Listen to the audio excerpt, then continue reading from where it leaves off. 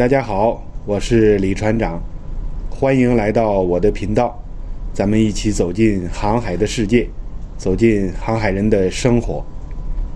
那咱们就接着上期聊哈，这个18级的大风浪啊，我船突然停车，就是主机失去动力了，这意味着我船已经完全失去了抵抗力。机舱的同仁们呢正在抢修，驾驶台就我一个人站在前面的指挥，后边呢那一水的穿好救生衣的船员们，情况是相当的危险。有一个人啊，这时候就突然跑到我的旁边，指着前面就跟我说了一句话，这吓得我是捏呆呆发愣，对吧？咱们上期聊到这里了啊。我这么扭头一看呢，谁呢？水手长老吴。这个老吴啊，就指着前面其中的一个集装箱，就跟我说：“船长，你快看呢，那个箱子都变形了。”我一看，好，可不是嘛，这个箱子里边的物品绑扎应该是都失效了，断掉了。那随着船的这种剧烈摇摆呢，里边的东西就开始移位，在箱子里边就跑来跑去。那顶的这个集装箱的两侧呢，侧面全都突出来了，就跟里边有个活物一样，到处乱窜，马上就要破壳而出，展翅高飞了。那好在这个箱子的锁具啊给力，没有整个的这样掉下来。我一看，哟，这可不行了，你再这样下去真的坚持不住了。我就和老吴啊相对苦笑啊，那不行就赶快求救吧。正在这个关键时刻，机舱打电话上来了，主机修好了，可以动车喽。当然最后的结果呢是皆大欢喜了，我船恢复了动力，恢复了航行，有惊无险吧。那事后呢，我们轮机长跟我也聊起这件事，说他当时看到三管轮啊去拿工具回来的路上，手舞足蹈，欢快地飞奔而来。他当时还想了，这熊孩子怎么这么高兴啊，怎么还跳上舞了？这个老鬼啊高度紧张，他就说他根本就忘记了这是船的摇摆造成的行走不稳，还以为他跳舞，跳什么舞啊？我呢其实也一样啊，在驾驶台前面站在那里的时候，根本就忘记了晕船，是不是？你可以说这是高度紧张调动了人的潜力，也可以说是给吓的，怎么都行，反正就是不晕船。以目前的造船技术来说，钢制海船的建造规范严格要求之下，别说是那些海上巨无罢了，就是远洋作业中的渔船，其船体强度也都足以抵抗大风浪的袭击。这些个造船规范也都是从一次一次的事故教训中总结出来的，那使得现代船舶呢，单从结构设计和应力分配这个方面来说，的确具备了很高的抗沉性以及抵御风浪的能力。给大家举个例子，咱来说明一下这个问题。在2007年的1月17号，地点是英吉利海峡，有一条集装箱船正在航行，叫那不勒斯号。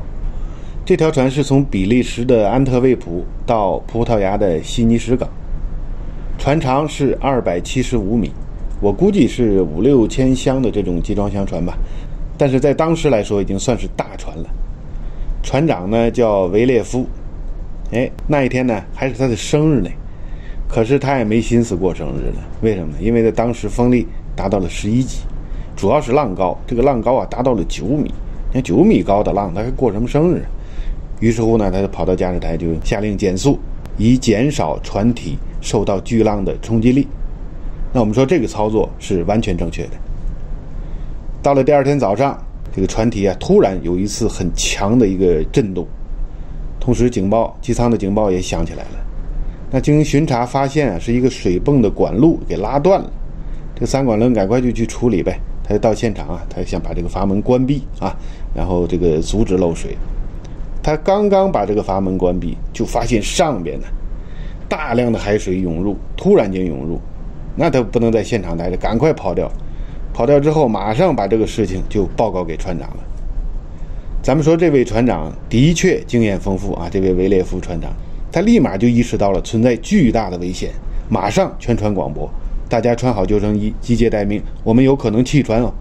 同时呢，发出去求救信号。那与此同时，负责查找原因的船员就发现啊，在驾驶台下边的船壳靠后的位置有一条巨大的垂直裂缝，这个太可怕了，这有可能船都一分为二哦。船长听说之后是毫不犹豫，立即下令弃船。由于维列夫船长的正确果断的指挥，船上26名船员及时获救，没有造成任何的人员伤亡，那这就是不幸中的万幸。可是这条船呢，它已经面临沉没的风险了。它一旦沉没，不但是财产损失，而且这个船上有4000吨燃油哦，它要泄露的话会污染海洋的，有这个风险的。所以当时就决定高价雇佣救援船只，将那不勒斯号拖带到离它最近的英国南部的波特兰岛。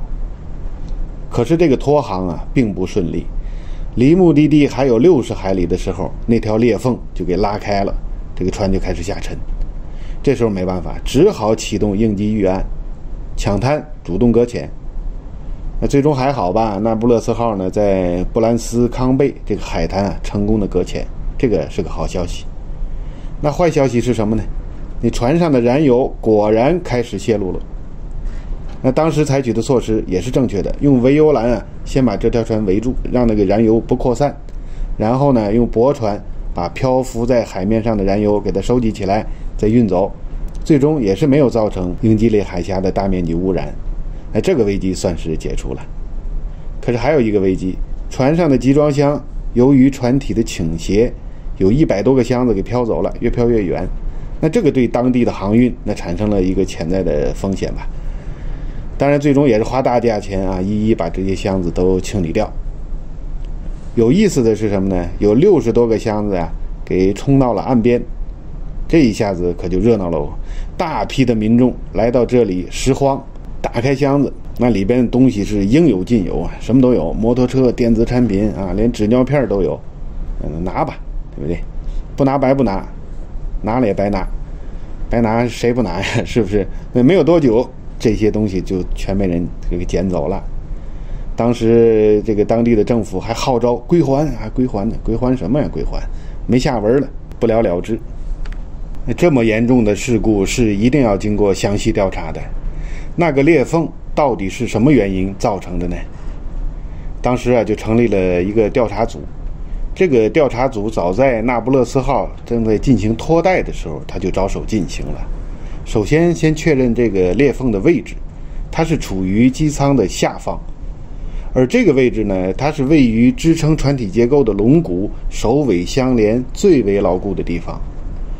所以调查组就推测，这个位置如果开裂，就说明一定要有很大的成规模的异常力量所导致。所以刚开始就怀疑是不是当时的这场风暴造成的。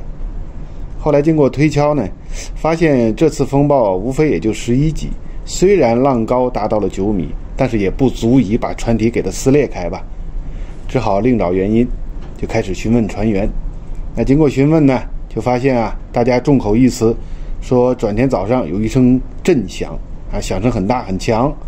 有个船员还说啊，他早上洗澡还差点摔倒呢，你看腿都要磕破了。于是乎啊，就怀疑这是抨击现象所导致的。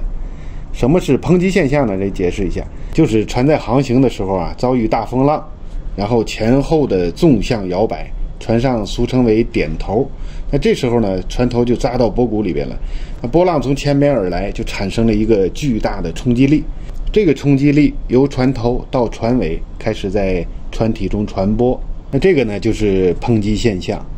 可是经过分析之后呢，发现这也不可能啊，因为刚才说了，开裂的这个位置它是处于船体结构龙骨首尾相连最为牢固的地方，你浪头从船头开始打，传播到后来之后是一定要减弱的，你船头都没有事，我怎么会在最为牢固的地方开裂呢？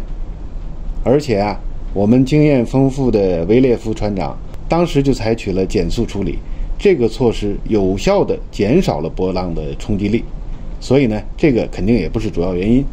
调查组分析来分析去啊，觉得都有原因，但是呢，也没有一个主要原因，总是抓不住关键点。所以呢，到目前为止，调查就陷入了僵局，一度走不出来。那个神秘的大裂缝到底是什么力量给它造成的呢？我们都有这样的经验啊，当一个调查找不到合理的解释的时候，一般都会赖在外星人头上，要么就是不明的神秘生物，对吧？那么这次事故的调查是否又要重蹈覆辙呢？是否又要由某个海洋怪物来背锅呢？且听下回分解。这期咱们就聊到这儿，感谢观看，大家不要忘了点订阅哦，下期见。